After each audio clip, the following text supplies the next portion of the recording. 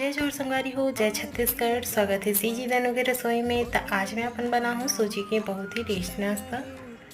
तो एक कटोरी सूजी, आधा कटोरी दही, स्वाद अनुसार नमक और थोड़ा सी सोडा डाल के पानी डाल के अच्छा से मिक्स कर लेत हूँ। यहाँ आलू के मसाला बनात हूँ।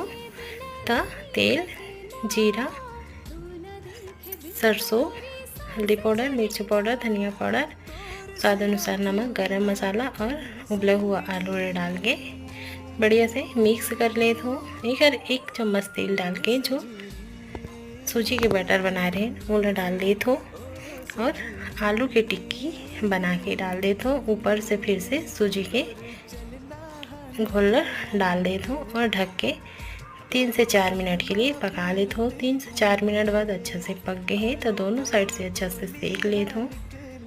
आप मन भी एक